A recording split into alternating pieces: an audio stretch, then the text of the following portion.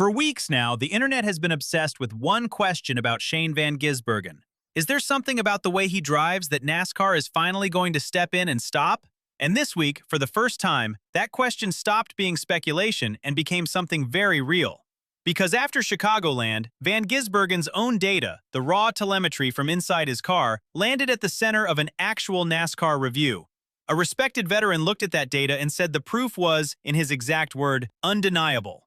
NASCAR studied it, and then they decided not to penalize him at all. So what did the data actually show? Why did NASCAR clear him anyway? And what does the standard they use tell us about how this sport really polices intent? Because this is the story everyone is dancing around, and almost nobody is telling you straight. Stay with me. Welcome back to Freedom Line News, the channel where we don't just chase the drama, we break down what really happened. If you're new, hit subscribe. This community is growing every week. Let's get into it. Quick recap. On lap 48 of the Euro 400 at Chicagoland, Van Gisbergen dove into turn 3 on an aggressive low line. Ahead of him, Austin Hill moved down to block and take the air off his car. The two made contact. Van Gisbergen caught the back of Hill's number 33, spun him around, and sent him backing hard into the wall. The damage was terminal, and it ended Hill's day just short of the 50-lap mark. And then the accusations started stacking up. From serious people, not just fans online. Hill's team owner, the legendary Richard Childress, called the hit blatant and said it was payback. Denny Hamlin, a Daytona 500 winner, suggested the move was premeditated. And most significantly of all, NASCAR veteran Jamie McMurray went to the data. He pulled the SMT telemetry, the system that records every throttle, brake, and steering input a car makes, and he compared Van Gisbergen's inputs on that exact lap to his inputs on every other lap. His conclusion? He said the data showed undeniable proof that the contact was intentional. Van Gisbergen flatly denied it, saying he was simply too tight into the corner and that Hill chopped across his nose. So there it was, a genuine standoff.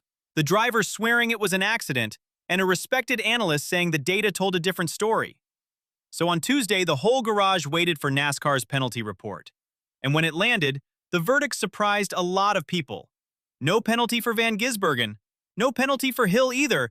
And remember, Hill had retaliated by deliberately driving his wrecked car into the side of the number 97 under caution, a moment that wasn't even shown on the broadcast. No penalty for Zane Smith or Carson Hocevar for their own separate tangle. The only penalty from the entire Cup weekend? A crew in the lower O'Reilly series for a wheel that came off. So here's the obvious question. If a veteran analyst studied the telemetry and called the proof of intent undeniable, how does the driver walk away with absolutely nothing? On its face, that looks like a contradiction. And the answer NASCAR gave is genuinely one of the most revealing explanations they have ever offered about how they actually operate. Here's the part almost nobody is explaining. NASCAR Vice President Mike Ford came out and laid out the precise standard they use, and it is, essentially, a courtroom principle. He said NASCAR has a consistent history. If a driver says he is going to wreck someone and then goes and does it, that removes all doubt, and that rises to a penalty. But if there is reasonable doubt about intent, if a plausible racing explanation exists, they do not penalize.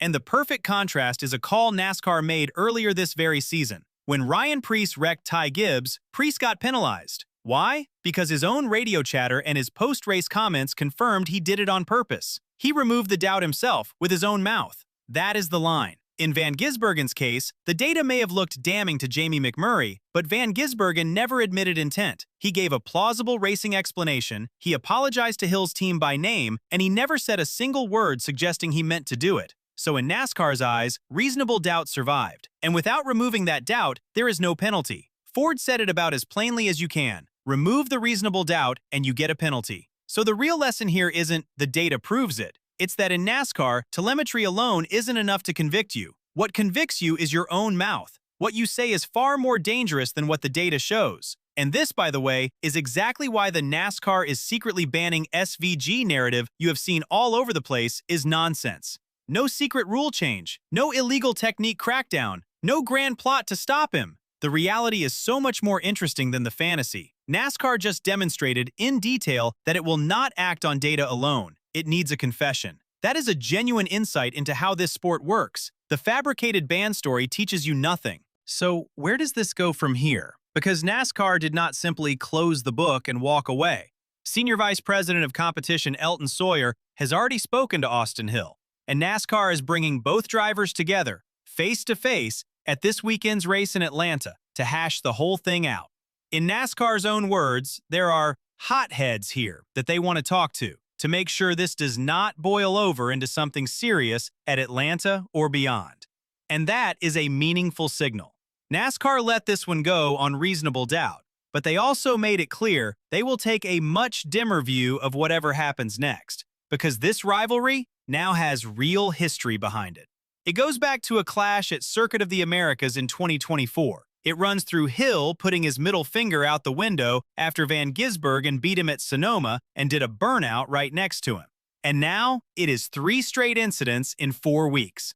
And here is the truly worrying part. The next race is Atlanta, a super speedway where the cars run in giant high-speed packs, inches apart at nearly 200 miles an hour. That is about the most dangerous possible place on the calendar for 2 drivers with a grudge to find each other. So NASCAR's sit-down on Saturday is not a formality. It is the sanctioning body trying to defuse something before it detonates at exactly the wrong track. Van Gisbergen escaped a penalty this week on a razor-thin technicality of doubt. Whether he and Hill can keep that doubt intact going forward is the real story to watch. So now I want to hear from you.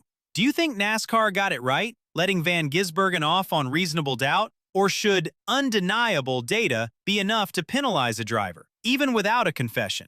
And when these two line up together at Atlanta, does the sit-down actually work, or is another chapter already coming?